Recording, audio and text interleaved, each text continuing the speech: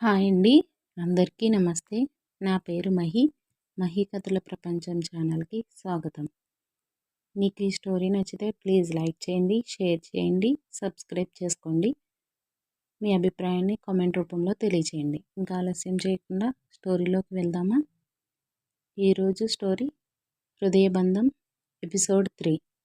అనాథాశ్రమంలో చిన్నపిల్లలతో కలిసి అబ్బాయి స్నేహ రోజంతా చాలా ఆనందంగా గడిపారు. పిల్లలకు స్నేహ రకరకాల కథలు చెప్తుంటే అబ్బాయి దూరంగా నిలబడి ఆమె నవ్వును, ఆమె పద్ధతిని చాలా ఆరాధనగా చూస్తూ ఉండిపోయాడు. ఇన్నాళ్ళు తన మనసులో ఉన్న ఒంటరితనం, కోపం అంతా స్నేహ పక్కన ఉంటే మాయమైపోతున్నట్టు అబ్బాయికి అనిపించింది.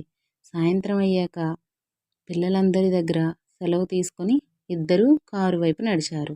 స్నేహ ముఖంలో ఎప్పుడూ లేని ఒక కొత్త వెలుగు కనిపించింది. కార్ డోర్ తీస్తూ స్నేహ, ఈరోజు నా జీవితంలో నిజంగా మర్చిపోలేని రోజు అభయ్ గారు. నన్ను ఇక్కడికి తీసుకువచ్చినందుకు చాలా థ్యాంక్స్ అంది. అభయ్ నవ్వుతూ, నువ్వు అంత సంతోషంగా ఉంటే నాకు అంతకంటే కావాల్సింది ఏముంది స్నేహ అని చాలా మృదువుగా అన్నాడు. కార్ స్టార్ట్ చేసి రోడ్డు మీదకి తీసుకెళ్తుంటే స్నేహ మనసులో ఉన్న సందేహాన్ని అడగాలని నిర్ణయించుకుంది. అబ్బాయి గారు, మీకు మీ ఫ్యామిలీ గురించి మాట్లాడడం ఇష్టం ఉండదని తెలుసు, కానీ మిమ్మల్ని ఒక మాట అడగొచ్చా అని అడిగింది. అబ్బాయి స్టీరింగ్ పట్టుకొని, అడుగు స్నేహ, నీకు చెప్పడానికి నాకేం ప్రాబ్లం లేదు అన్నాడు.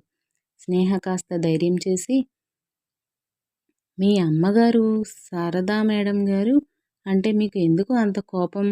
ఆమె చాలా మంచివారు కదా అని అడిగింది. ఆ మాట వినగానే అబ్బాయి ముఖంలో నవ్వు మాయమైంది. కళ్ళు కోపంతో ఎర్రబడ్డాయి. వెంటనే కారును రోడ్డు పక్కన బ్రేక్ వేసి ఆపేశాడు. స్నేహ భయపడిపోయి అభయ్ వైపు చూసింది. అభయ్ తీవ్రమైన బాధతో, ఆమె నా తల్లి కాదు స్నేహ. చిన్నప్పుడు నన్ను, నా నాన్నను వదిలేసి ఆమె సొంత స్వార్థం కోసం వెళ్ళిపోయింది. నా చిన్నతనంలో నేను తల్లి ప్రేమ కావాలని ఏడుస్తుంటే ఆమె తిరిగి కూడా చూడలేదు. నాన్న శేఖరం నన్ను కష్టపడి పెంచాడు. అలాంటి ఆవిడను నేను ఎలా క్షమిస్తాను?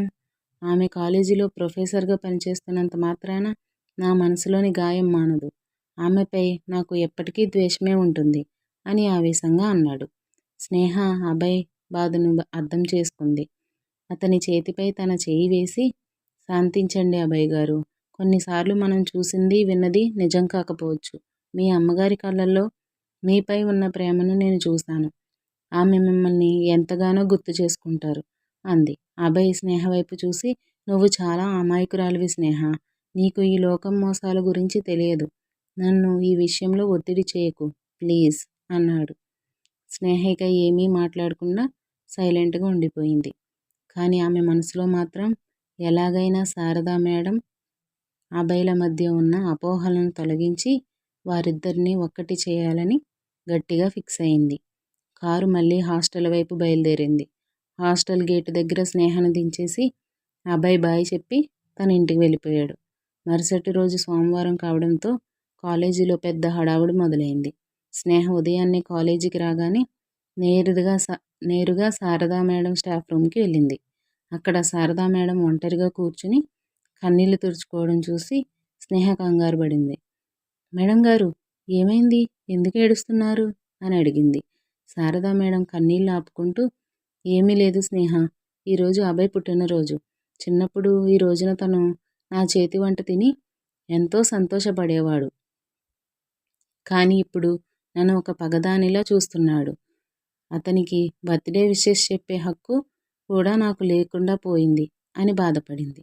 ఆ మాట వినగానే స్నేహ మనసు కరిగిపోయింది.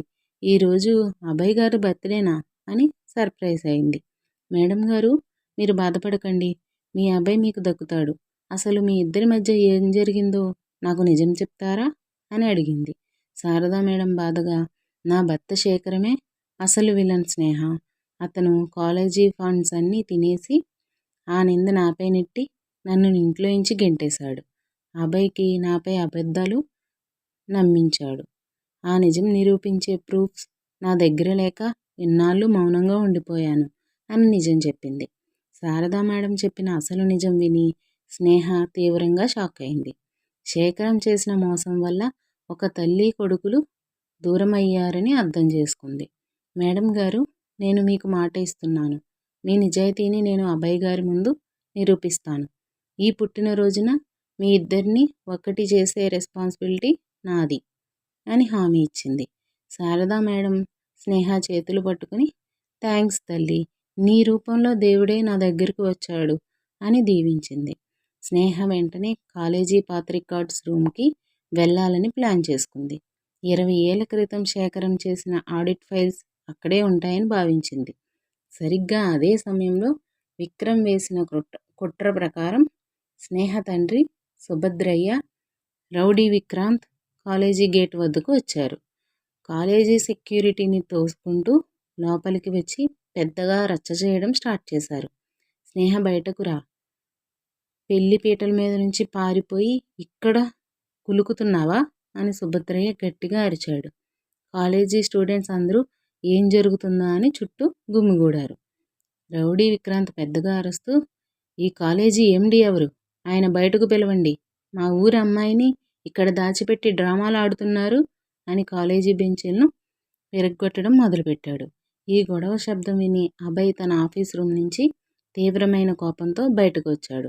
శారదా మేడం, స్నేహ కూడా పరిగెత్తుకుంటూ అక్కడికి వచ్చారు. తన తండ్రిని, రౌడీ విక్రాంత్ను చూసి స్నేహ భయంతో వణికిపోయింది. అభయ్ గేటు దగ్గరకు వచ్చి గంభీరమైన వాయిస్తో, ఎవరు మీరు? కాలేజీ ప్రాంగణంలోకి వచ్చి గొడవ చేయడానికి ఎంత ధైర్యం మీకు అని గర్జించాడు. సుభద్రయ్య ముందుకు వచ్చి, నేను స్నేహ తండ్రిని సార్. ఈ పిల్ల మా పరువు తీసి ఇక్కడికి పారిపోయి వచ్చింది. ఆమెను నేను ఊరికి తీసుకెళ్ళడానికి వచ్చాను అన్నాడు. విక్రాంత్ ముందుకొచ్చి, ఈమె నా పెళ్ళాం కావలసినది. మర్యాదగా ఆమెను మాకు అప్పగించండి, లేకపోతే ఈ కాలేజీని తగలబెడతాం అని బెదిరించాడు. స్నేహ భయంతో వణికిపోతూ అభయ్ వెనుక దాక్కుంది. అభయ్ వైపు చూస్తూ, అభయ్ గారు, నా మాట ఒకసారి వినండి. ఈ విక్రాంత్ చాలా ప్రమాదకరమైన మనిషి. నా తండ్రిని అప్పుల పేరుతో భయపెట్టి నన్ను బలవంతంగా పెళ్లి చేసుకోవాలని చూశాడు. నాకు చదువుకోవాలనే ఆశ తప్ప వేరే ఏ ఆలోచన లేదు. నేను ఎలాంటి తప్పు చేయలేదు అభయ్ గారు, నన్ను నమ్మండి అని కన్నీళ్లతో వేడుకుంది. అభయ్ స్నేహ వైపు ప్రేమగా చూసి ఆమెను తన వెనుక మరింత సురక్షితంగా జరిపి విక్రాంత్ వైపు కోపంతో అడుగులు వేశాడు. విన్నావుగా, ఆమెకు మీతో రావడానికి అస్సలు ఇష్టం లేదు. ఇది చదువుకునే కాలేజీ. ఇక్కడ మీ రౌడీజం నడవదు. చదువుకోవడానికి, తన జీవితాన్ని ఎంచుకోవడానికి ప్రతి అమ్మాయికి హక్కు ఉంది. మర్యాదగా ఇక్కడి నుంచి వెళ్ళిపోండి, లేకపోతే పోలీస్ స్టేషన్లో కేసు పెట్టి లోపల వేయిస్తాను అని అభయ్ గట్టిగా వార్నింగ్ ఇచ్చాడు. విక్రాంత్ గేలిగా నవ్వుతూ, పోలీసులా? నన్నా బెదిరించేది?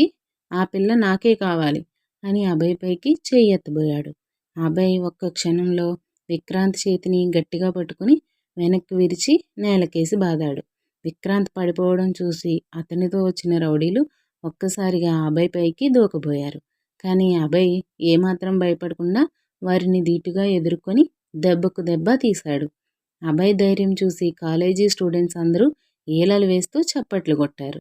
సుభద్రయ్య ఇది చూసి తీవ్రంగా భయపడిపోయాడు.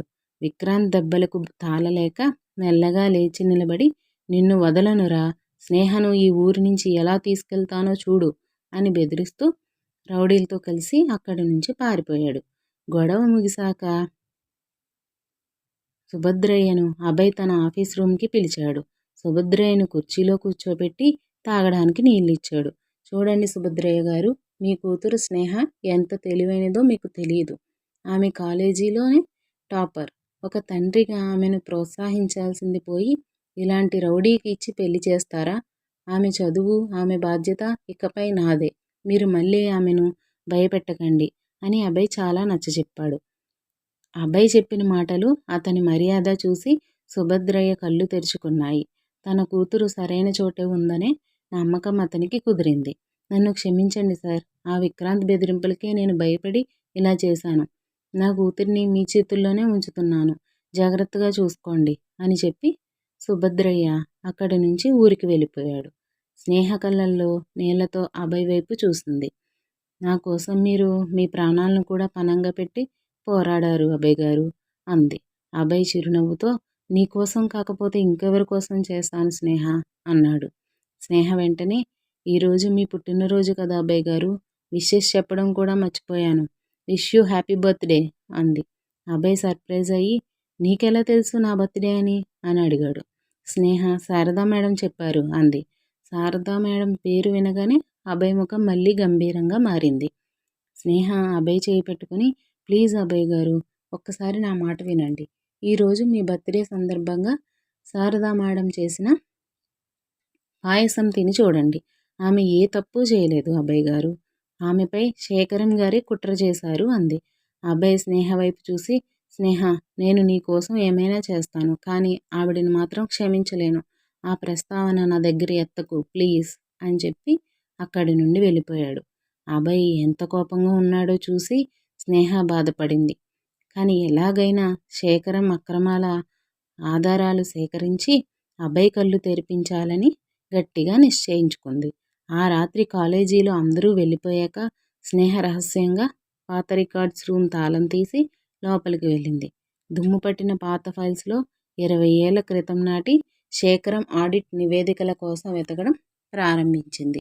మరోవైపు ఈ విషయం తెలుసుకున్న విక్రమ్ రౌడీ రఘుని పిలిచి స్నేహ రికార్డ్స్ రూమ్లో ఉందంట, ఆ రూమ్కి బయట నుంచి తాళం వేసి నిప్పు పెట్టేయండి అని, ఆ పాత కాగితాలతో పాటు ఆ పిల్ల కూడా కాలిపోవాలి అని దారుణమైన ప్లాన్ చెప్పాడు.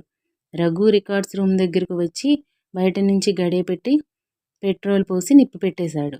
లోపల ఉన్న స్నేహ పొగ రావడం గమనించి తీవ్రంగా కంగారు పడింది. తలుపులు తట్టింది, కానీ బయట నుంచి లాక్ చేసి ఉంది. మంటలు వేగంగా వ్యాపించాయి. స్నేహ ఊపిరాడక అభయ్ గారు కాపాడండి అని గట్టిగా కేకలు వేసింది. సరిగ్గా అదే సమయానికి అభయ్ తన కారులో కాలేజీ దాటి వెళ్తుండగా రికార్డ్స్ రూమ్ నుంచి పొగలు రావడం చూసి కంగారుగా పరిగెత్తుకుంటూ వచ్చాడు. స్నేహ లోపల ఉందనే నిజం తెలిసి అభయ్ గుండె ఆగిపోయినంత పని అయింది. మంటలు ఎగిసిపడుతున్న రికార్డ్స్ రూమ్ తలుపులను చూసి అభయ్ తీవ్ర భయాందోళనకు గురయ్యాడు. స్నేహ కేకలు వినపడటంతో అతనికి ఏమీ తోచలేదు. వెంటనే పక్కనే ఉన్న ఒక పెద్ద ఇనుపరాడు తీసుకుని తలుపు తాళాన్ని గట్టిగా బాదాడు. 2-3 దెబ్బలకి ఆ పాత తాళం పగిలిపోయింది. తలుపులు తెరవగానే లోపల నుంచి పెద్ద ఎత్తున పొగ, వేడి మంటలు బయటకు వచ్చాయి. అభయ్ తన ప్రాణాలను సైతం లెక్క చేయకుండా చేతి రుమాలు ముక్కుకు అడ్డు పెట్టుకుని ఆ దట్టమైన పొగలోకి దూకాడు. స్నేహ ఎక్కడున్నావు స్నేహ అని గట్టిగా అరుస్తూ వెతకడం ప్రారంభించాడు. లోపల స్నేహ పొగ పీల్చడం వల్ల ఊపిరాడక స్పృహ తప్పి నేలపై పడిపోయింది. ఆమె బట్టలు కూడా మంటలు అంటుకునేంత దగ్గరకు మంటలు వచ్చేశాయి. అభయ్ పరిగెత్తుకెళ్లి స్నేహను తన చేతుల్లోకి తీసుకున్నాడు. తన కోటు తీసి ఆమె చుట్టూ కప్పి మంటల మధ్య నుంచి చాలా కష్టపడి బయటకు మోసుకొచ్చాడు. బయటకు రాగానే స్నేహను పచ్చటి గడ్డిపై పడుకోబెట్టి స్నేహ కళ్ళు తెరు, నీకేం కాదు నేనున్నాను అని కంగారుగా ఆమె చెంపలు తడుతూ ముఖంపై నీళ్లు చల్లాడు. స్నేహ శ్వాస తీసుకోవడానికి ఇబ్బంది పడుతుంటే అభయ్ ఆమెకు ప్రథమ చికిత్స చేశాడు. కొద్దిసేపటికే స్నేహ మెల్లగా కళ్ళు తెరిచి దగ్గుతూ అభయ్ వైపు చూసింది. అభయ్ ముఖమంతా బొగ్గు, చెమటతో నిండి ఉంది. అతని చేతులకు మంటల వల్ల చిన్న గాయాలయ్యాయి. స్నేహ కళ్ళు తెరవడం చూసి అభయ్ కళ్ళల్లో కన్నీళ్లు తిరిగాయి. నువ్వు సేఫ్గా ఉన్నావు స్నేహ, నీకేం కాలేదు అని ఆనందంతో ఆమెను గట్టిగా హత్తుకున్నాడు. అభయ్ పడుతున్న ఆరాటం చూసి స్నేహ కళ్ళు కూడా చెమ్మగిల్లాయి. అభయ్ స్నేహను వెంటనే తాను కారులో దగ్గరలోని హాస్పిటల్కి తీసుకెళ్లాడు. డాక్టర్లు స్నేహను పరీక్షించి పొగ పీల్చడం వల్ల నీరసపడిందని, కొన్ని గంటలు రెస్ట్ తీసుకుంటే సరిపోతుందని చెప్పారు. అభయ్ హాస్పిటల్ బెడ్ పక్కనే కూర్చుని ఆమె చేయి పట్టుకుని చూసుకున్నాడు. స్నేహ మెల్లగా లేచి కూర్చుని మంటల్లో ఉన్నప్పుడు కూడా తన చేతిలో గట్టిగా పట్టుకున్న ఒక పాత ఫైల్ను అభయ్కి చూపించింది. అభయ్ గారు, నేను మంటల్లో ఉన్న ఈ ఫైల్ను మాత్రం వదల్లేదు. ఇది 20 ఏళ్ల క్రితం నాటి శేఖరం గారి ఆడిట్ ఫైల్, ఒకసారి చదవండి అంది. అభయ్ ఆశ్చర్యంతో ఆ ఫైల్ తెరిచి చదవడం స్టార్ట్ చేశాడు. అందులో అతని తండ్రి శేఖరం స్వయంగా చేసిన అకౌంట్స్ అక్రమాలు, బ్యాంకు మోసాలు, శారదా మేడంపై కావాలని వేసిన నకిలీ ఆరోపణల కాగితాలు స్పష్టంగా ఉన్నాయి. ఆ ఫైల్లోని ప్రతి పేజీ చదువుతుంటే అభయ్కి మైండ్ బ్లాక్ అయింది. ఇన్నాళ్ళు తాను దేవుడిలా పూజించిన తండ్రి శేఖరమే అసలైన విలన్ అని, తాను పగదానిలా చూసిన కన్నతల్లే త్యాగమూర్తి అని ఆధారాలతో సహా ప్రూవ్ అయింది. చేతిలోని ఫైల్ కింద పడిపోయింది. అభయ్ తన తప్పు తెలుసుకొని హాస్పిటల్ రూమ్లోనే మోకాలిపై కూర్చుని చిన్న పిల్లాడిలా ఏడవడం మొదలుపెట్టాడు. స్నేహ, నేను ఎంత పెద్ద జబ్బు చేశానో, నా కన్న తల్లిని ఇన్నాళ్ళు నరకం చూపించాను. ఆ శేఖరం అబద్ధాలు నమ్మి నా తల్లి ప్రేమకు దూరమయ్యాను అని విలపించాడు. స్నేహ బెడ్పై నుంచి లేచి అభయ్ భుజంపై చేయి వేసి, అభయ్ గారు బాధపడకండి, శేఖరం గారు మిమ్మల్ని మోసం చేశారు. ఇప్పుడు నిజం తెలిసింది కదా, వెళ్ళి మీ అమ్మగారికి క్షమాపణ చెప్పండి అని ఓదార్చింది. అభయ్ వెంటనే హాస్పిటల్ నుంచి శారదా మేడం ఇంటికి పరిగెత్తాడు. శారదా మేడం గుమ్మం దగ్గర నిలబడి ఉండగా అభయ్ నేరుగా వచ్చి ఆమె కాళ్ళపై పడిపోయాడు. అమ్మా, నన్ను క్షమించమ్మా, నా కళ్ళు మూసుకుపోయాయి. నిన్ను ఎంతగా బాధ పెట్టానో నన్ను క్షమించమ్మా అని కన్నీళ్లతో కాలు పట్టుకున్నాడు.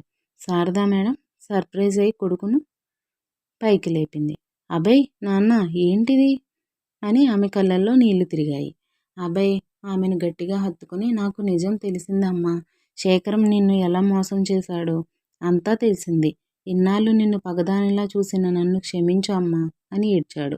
శారదా మేడం కొడుకు తల నిమురుతూ, నాకు నీపై కోపం లేదు నాన్న, నీకు నిజం తెలిస్తే చాలు, నా కొడుకు నాకు దక్కాడు అని గుండెలకు హత్తుకుంది. తల్లి కొడుకుల సమాగమం చూసి వెనుక నిలబడిన స్నేహ సంతోషంతో నవ్వింది. శారదా మేడం స్నేహ వైపు చూసి, ఇదంతా ఈ చిన్నదాని వల్లే సాధ్యమైంది అభయ్. స్నేహ నీ జీవితంలోకి రాకపోయి ఉంటే నేను నీకు ఎప్పటికీ దూరంగానే ఉండేదాన్ని అంది. అభయ్ స్నేహ వైపు ప్రేమగా చూసి, స్నేహ నా జీవితాన్ని సరిదిద్దిన దేవతవి నువ్వు అని కృతజ్ఞతగా అన్నాడు. మరుసటి రోజు ఉదయం అభయ్ శారదా మేడంను గౌరవంగా కాలేజీకి తీసుకొచ్చి బోర్డు మెంబర్స్ ముందే శేఖరం చేసిన మోసాన్ని ఆధారాలతో బయటపెట్టాడు. శారదా మేడంకు కాలేజీలో వైస్ చైర్మన్ పదవిని ఇచ్చి సత్కరించారు. ఇది చూసి విక్రమ్కి మైండ్ పోయింది. తన ప్లాన్లన్నీ పటాపంచలయ్యాయి. శేఖరం పారిపోగా ఇప్పుడు అభయ్, శారదా మేడం, స్నేహ ముగ్గురు ఒక్కటయ్యారు.